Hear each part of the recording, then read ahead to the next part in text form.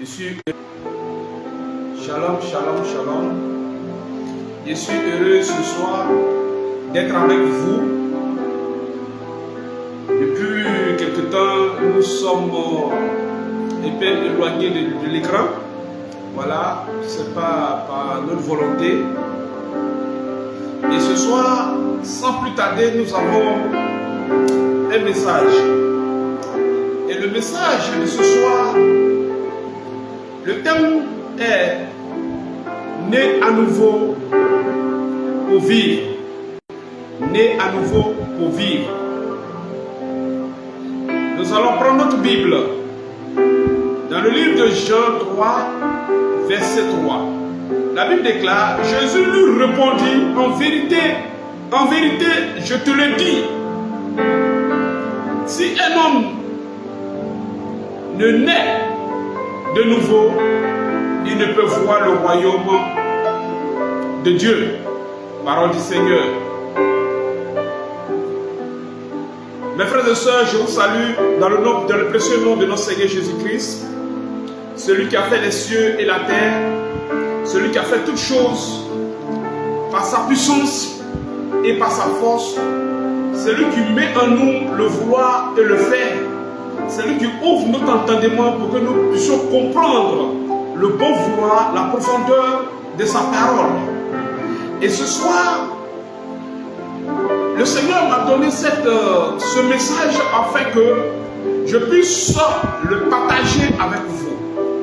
Et je vous exhorte, mes frères et sœurs, vous qui recevez ce message, de aussi le partager afin que plusieurs personnes, plusieurs de nos frères puissent avoir ce message, afin que la parole de Dieu qui est vie puisse s'accomplir dans leur vie. Alléluia. Né de nouveau nous amène ici à comprendre certaines choses. Né de nouveau, cela engendre un nouveau départ dans une nouvelle relation entre Dieu et toi. Alléluia. C'est aussi le fait de devenir enfant de Dieu par la foi au nom de Jésus-Christ. C'est aussi le fait de devenir enfant de Dieu par la foi au nom de Jésus-Christ Nazareth. Né de nouveau signifie littéralement né d'en haut. Alléluia. Nous allons expliquer tout cela terre à terre. Né de nouveau signifie littéralement né d'en haut. Quand nous prenons le cas de Nicodème, Nicodème était un monsieur qui connaissait la parole, qui avait la doctrine, toute la doctrine. Mais il lui manquait quelque chose. Alléluia. Et la Bible déclare que Nicodème est venu voir Jésus-Christ pour lui faire part de sa préoccupation, pour lui faire comprendre ses limites, pour lui poser une question afin d'être orienté spirituellement. Alléluia. Nicodème, on peut parler entre guillemets, on peut dire entre guillemets que Nicodème c'est un savant, c'est des gens qui sont des littéraires, des gens qui connaissent la parole, des gens qui lisent beaucoup, les gens qui font des recherches. Alléluia. Mais lorsque Jésus-Christ a apparu dans la vie de Nicodème, Nicodème a vu en lui qu'il y a quelque chose qui lui manquait. Nicodème a vu en lui qu'il y a quelque chose qu'il n'avait pas compris, qu'il y a quelque chose qui était en lui qu'il devrait savoir. Et la Bible déclare qu'il est venu voir Jésus-Christ et lui pose la question. Et Jésus-Christ lui dit, Jésus-Christ lui répond, en vérité, je te le dis, si un homme ne naît de nouveau, il ne peut voir le royaume des cieux. Alléluia. Nicodème avait un réel besoin. Il avait besoin d'un changement intérieur. Nicodème avait besoin d'un changement intérieur. Nicodème avait besoin d'une transformation spirituelle. Il avait la parole. Il avait la doctrine, mais il n'avait pas la transformation spirituelle. Alléluia. Il comprenait les choses telles que les choses sont établies.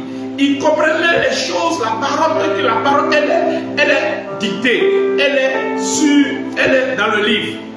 Mais il ne comprenait pas la profondeur de la parole. Alléluia. Et c'est pourquoi Jésus-Christ lui dit, je te le dis, si un homme est né de nouveau, il ne peut voir le royaume des cieux. Alléluia. Nous avons les yeux pour voir. Mais nous n'avons pas les yeux pour voir ce qui est en face de nous. Alléluia. Nous avons les oreilles pour entendre, mais nous ne comprenons pas ce que nous entendons. Alléluia. Nous avons la bouche pour parler, mais nous ne comprenons pas ce que nous lisons. Nous ne comprenons pas ce que nous disons. Et Jésus-Christ prend la peine par l'intervention, par la préoccupation de Nicodème en disant, si quelqu'un est né de nouveau, il ne peut voir le royaume des cieux. Alléluia. Alléluia.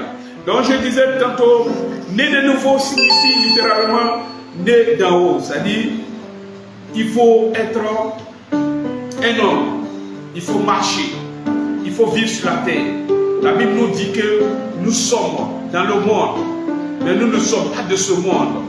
Donc celui qui veut appartenir au monde d'en haut doit littéralement changer de vie, doit littéralement chercher à comprendre des choses spirituelles, doit chercher une transformation spirituelle, doit chercher à comprendre les choses d'en haut. Alléluia. Plein de monde, plein de chrétiens aujourd'hui lisent la parole comme un livre. Alléluia. On ne lit pas la parole comme un livre. Nicodème a lu la parole comme un livre. Beaucoup de pharisiens et autres, j'en passe, on lit la parole de Dieu comme un livre. Et ils comprennent les choses telles qu'elles sont mentionnées, sans comprendre, sans chercher à comprendre la profondeur de ce qui caractérise cette parole. Alléluia. Et c'est pourquoi Jésus-Christ est venu à commencer à enseigner la parole de Dieu à ses disciples, afin de comprendre à ses disciples, voilà telle chose que vous devez comprendre pour vous approcher de Dieu. Et Nicodème a vu l'importance que, bien vrai qu'il avait la connaissance, bien vrai qu'il était endoctriné, mais il n'avait pas la connaissance d'en haut, il n'avait pas la connaissance spirituelle, il n'avait pas la connaissance surnaturelle, il n'avait pas l'onction de Dieu. Alléluia. Car toute parole de Dieu est accompagnée d'une onction. Car toute parole de Dieu est accompagnée d'une force. Car toute parole de Dieu est accompagnée d'une puissance. La parole vie et esprit. Alléluia. Né de nouveau est un acte de Dieu par laquelle la vie éternelle est donnée. Alléluia. Par laquelle la vie éternelle est donnée. Né de nouveau est un acte par lequel la vie éternelle est donnée. Alléluia. Nicodème avait tout. Nicodème était riche. Alléluia. Nicodème avait la connaissance pharisienne et autres. Mais Nicodème n'avait pas la clé qui lui permet de s'approcher de Dieu, qui lui permet d'être ouvert, qui lui permet de comprendre les choses spirituelles. Alléluia. Oh, Nicodème avait soif. Nicodème avait besoin de quelque chose. Nicodème avait besoin d'une transformation qu'il n'avait pas. Alléluia. Et il cherchait à avoir cette transformation. Mais il s'est approché de celui qu'on appelle le ressuscité. Il s'est approché de celui qui est le Dieu de la révélation. Il s'est approché de celui qui était et qui vient. Celui qui n'a pas changé. Celui qu'on appelle Jéhovah, le Seigneur Jésus-Christ de Nazareth. Et lorsque Jésus-Christ est apparu dans la vie de ce monsieur, il dit, tiens, pourquoi ne pas profiter? Pourquoi ne pas aller vers cette personne? Pourquoi ne pas lui poser toutes les questions? Mon frère, ma soeur, longtemps, tu t'es tourné sur toi. Longtemps, tu avais des difficultés, tu n'arrives pas à comprendre les choses que tu lis dans la Bible. Alléluia. Approche-toi d'un serviteur de Dieu, assermenté, un serviteur de Dieu oué, un serviteur de Dieu en tout cas, qui a fait ses épreuves, qui a fait ses preuves. Approche-toi de lui, il va t'expliquer le contexte dans lequel la parole de Dieu a été annoncée. Alléluia. Lorsque nous lisons ici, Jésus lui répondit en vérité, je te le dis, si un homme est né de nouveau, il ne peut voir le royaume des cieux. C'est dans quel contexte cette parole a été dictée? C'est dans quel contexte Nicodème est allé vers Jésus-Christ. Le serviteur de Dieu que tu verras, que tu iras voir, il va prendre la peine de t'expliquer pourquoi cette parole est dite ainsi. Et cette parole a quel effet à nous? Nous qui sommes là, nous sommes en train d'écouter la parole de Dieu. Alléluia. Je reviens. Jésus-Christ, Nicodème, autant pour moi, avait besoin d'une transformation spirituelle. Alléluia. Mon frère, tu as besoin d'une transformation spirituelle. C'est vrai, tu lis la Bible. Tu lis la Bible. Mais souvent, il y a des versets que tu ne comprends pas. Souvent, tu lis la Bible, tu ne comprends pas pourquoi. Tout cela, pourquoi Jésus-Christ agit ainsi, Jésus-Christ parle ainsi. Alléluia. Je vais te dire quelque chose. Certainement que tu lis mal la Bible, certainement, il y a un voile qui t'empêche de comprendre les choses spirituelles. Alléluia. Approche-toi, comme Nicodème s'est approché de Jésus-Christ, approche-toi de Jésus-Christ et il va te donner une parole de vie. Il va te donner une parole de délivrance. Il va te donner une parole qui va empêcher, qui va ôter la soif de ce que tu as besoin. Alléluia. Alléluia. Lorsque nous lisons titre 3 au verset 5. Alléluia. Je suis à la page. Titre 3 au verset 5.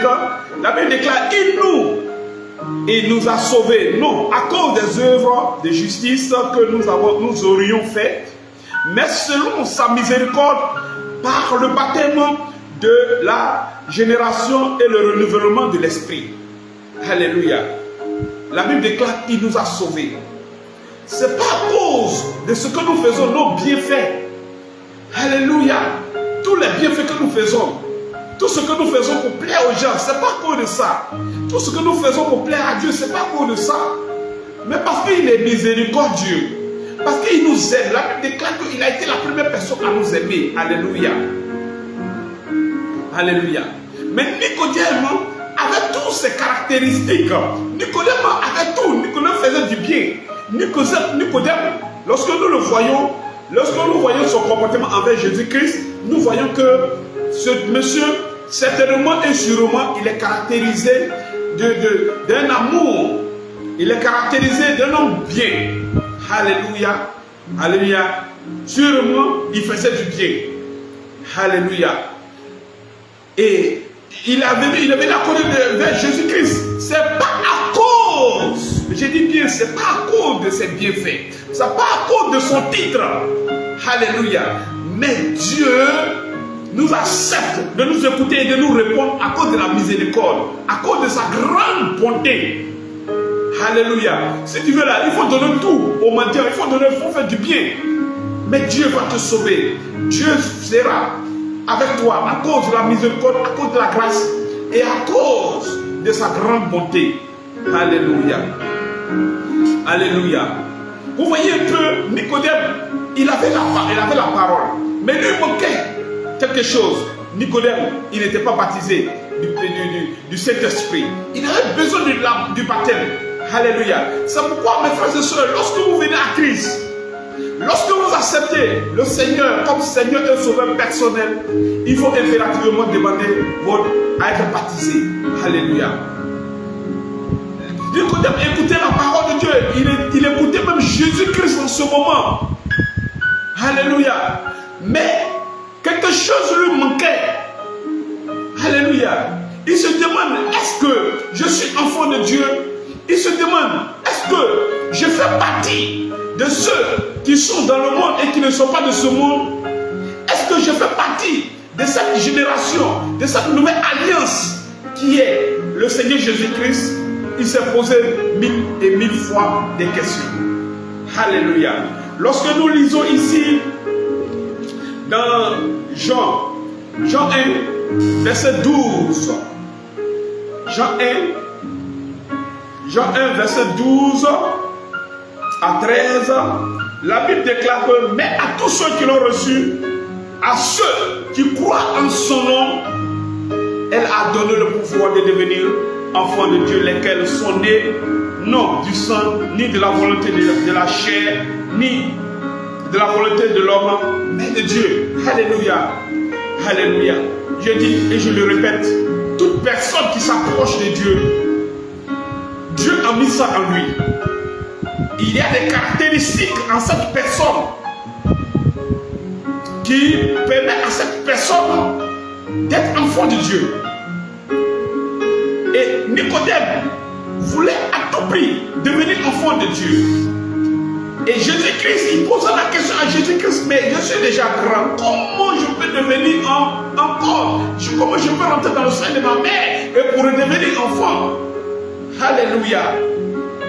Et nous comprenons là qu'il y a beaucoup de choses que Nicodème devrait apprendre auprès de Jésus-Christ.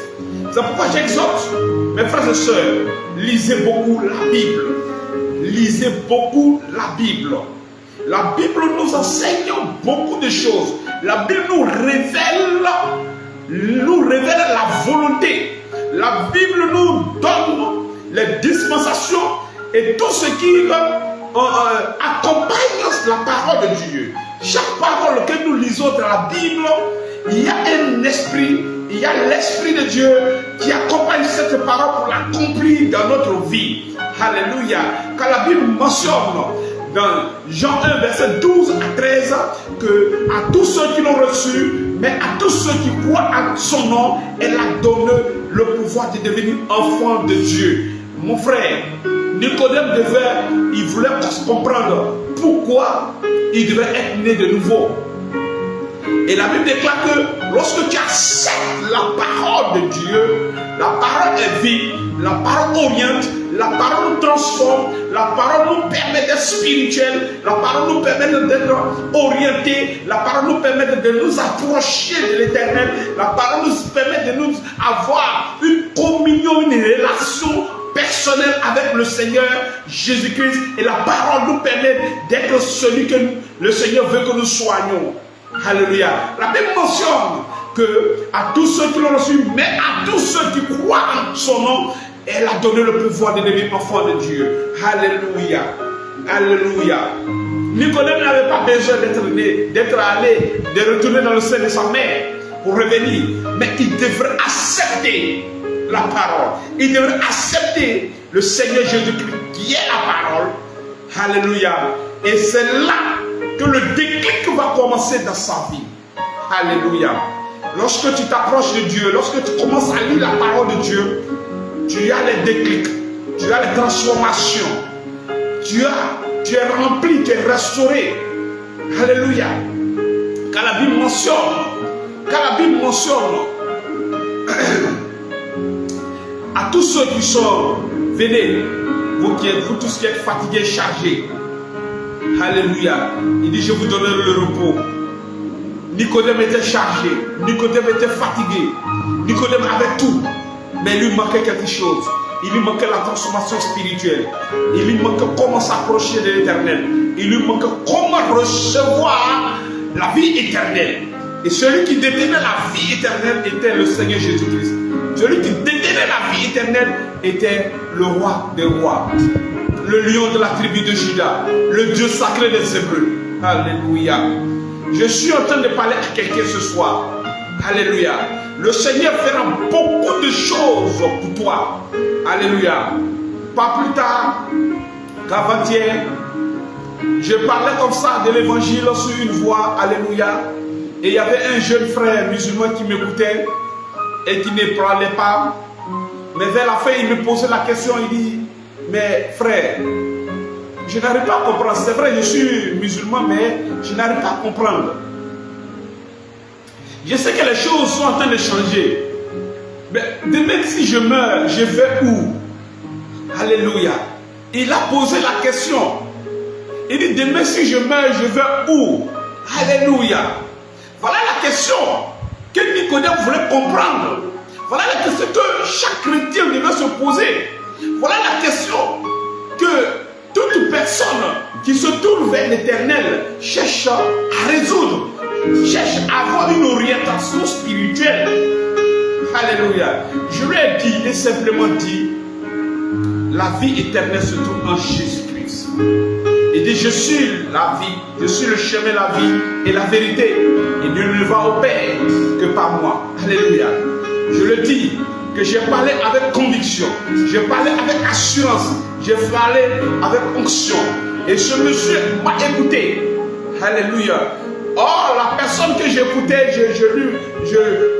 j'ai essayé de lui parler, alléluia, était une chrétienne. Mais la parole, l'onction et la puissance de la parole a touché ce monsieur. Alléluia. Et il a décidé de prendre des résolutions plus tard. Alléluia. Et nous bénissons ce jour le nom de l'Éternel et l'Esprit qui m'accompagne et les anges qui m'ont accompagné ce jour d'être d'annoncer cette parole. Alléluia. Alléluia. Le thème de ce soir, c'est né à nouveau pour vivre. Alléluia. Et Nicodème est allé vers le Seigneur Jésus-Christ pour avoir la vie, pour être né de nouveau et pour vivre. Alléluia.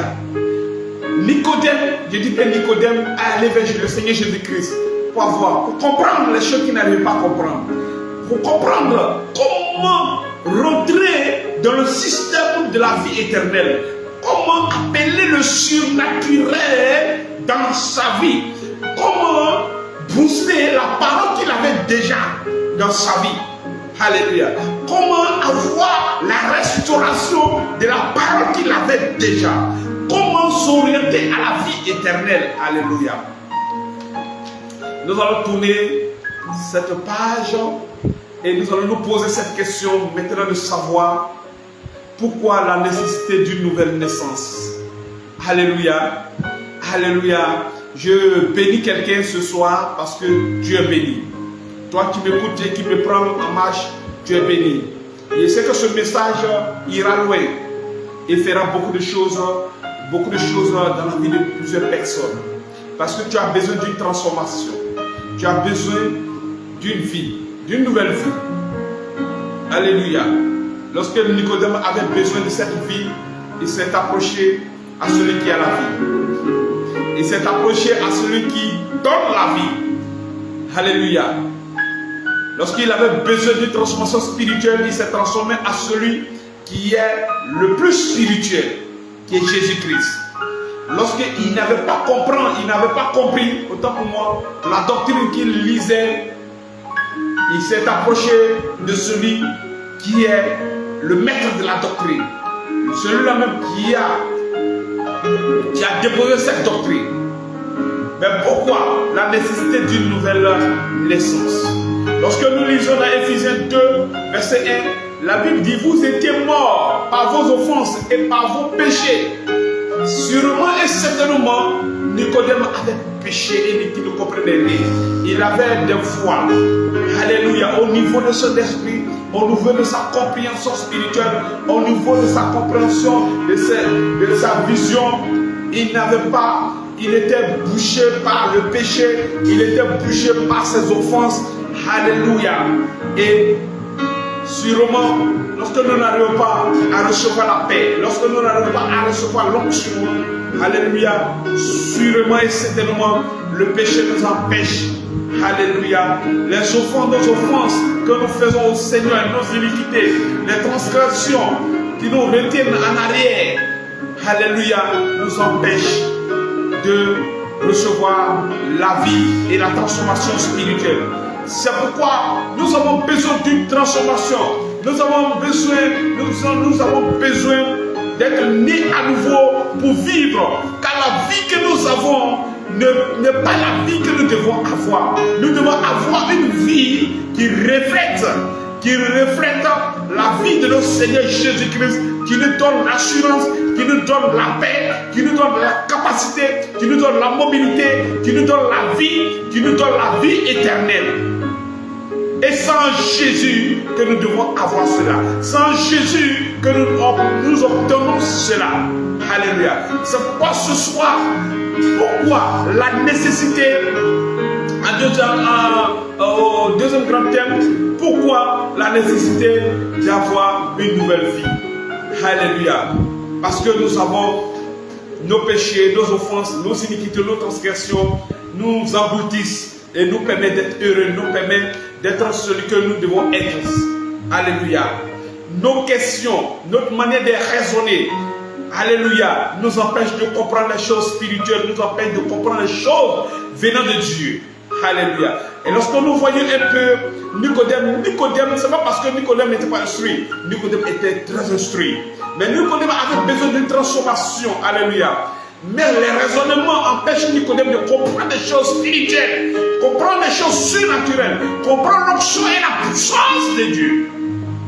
Alléluia.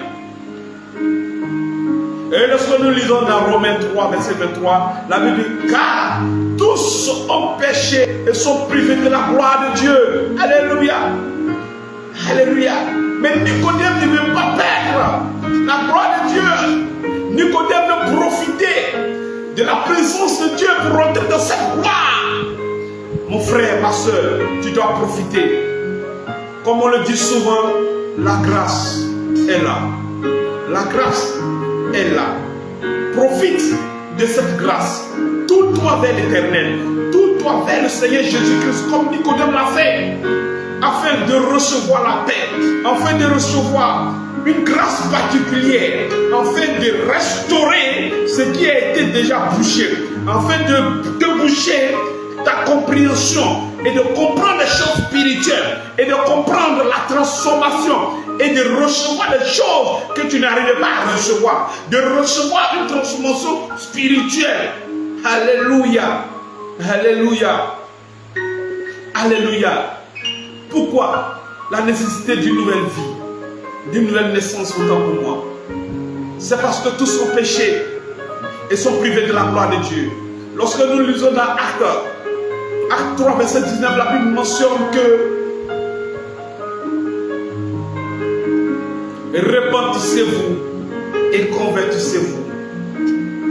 Une chose est de se repentir et une autre chose est de se convertir. C'est là que je veux m'arrêter ce soir parce que le Seigneur est il est bon pour nous, il est merveilleusement merveilleux. Et je vous salue tous, vous qui êtes à Abidjan, dans le monde entier, vous qui nous suivez. Nous sommes l'évangéliste Josué de la mission évangélique, la jeunesse au service de Christ. Voilà. Bientôt, nous allons commencer le ministère physique, puisque là, nous sommes sur le net, sur la bêta. Voilà. Donc, bientôt, nous allons commencer le ministère physiquement et nous comptons sur vous. Et je salue aussi mes frères qui sont en Italie et la France. Et tous ceux qui nous soutiennent spirituellement, tous ceux qui prient pour nous et qui prient aussi pour ma famille. Voilà, que Dieu vous bénisse abondamment, que Dieu soit avec vous. Rien n'est impossible à l'Éternel et surtout à celui qui croit. Et nous croyons à la vision que le Seigneur nous a donnée et nous resterons toujours dans cette vision. Peu importe les choses, mais nous arriverons un jour à toucher des vies. Car la Bible mentionne une âme qui se repent, cela est une grande joie dans le ciel. Alléluia. Soyez bénis chez vous. Nous saluons nos frères aussi qui sont à San Pedro. Nous saluons nos frères qui sont, notre soeur qui est à Galois.